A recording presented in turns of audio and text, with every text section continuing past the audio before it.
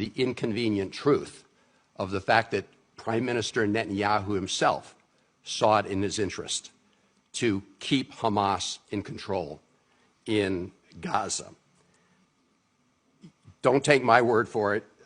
He told us this back in 2019 at a Likud party meeting where he said, and I quote, "Anyone who wants to prevent the creation of a Palestinian state needs to support strengthening Hamas.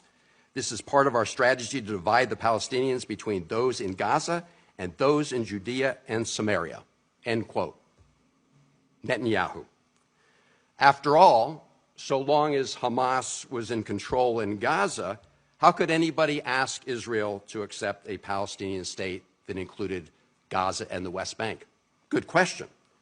So Prime Minister Netanyahu and his extreme right-wing partners have embarked on a concerted strategy to weaken the Palestinian Authority, which recognizes Israel's right to exist, and to strengthen Hamas, which doesn't.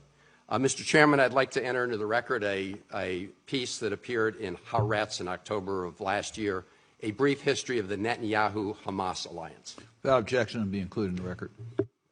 We also have heard a lot of talk since October 7th about Qatari funds going to Hamas. Ms. Maloney, isn't it true that those funds flowed with the concurrence of Prime Minister Netanyahu and Israel?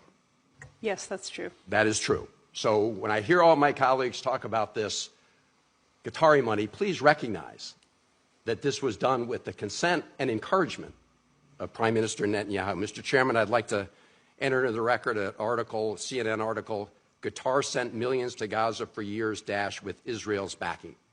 Without objection, be included in the record. And Mr. Chairman, I'd also like to enter into the record a New York Times article from December of last year entitled "Buying Quiet: Inside the Israeli Plan That Propped Up Hamas." Sub-headline, "Prime Minister Netanyahu gambled that a strong Hamas, but not too strong, would keep the peace and reduce pressure for a Palestinian state."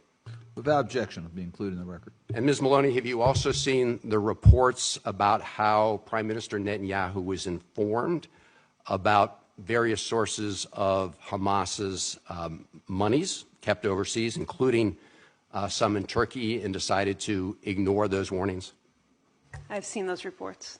Mr. Chairman, I would like to enter into the record a New York Times piece, again from December of last year, headline, "Israel found Hamas money machine years ago. Nobody turned it off." Without objection.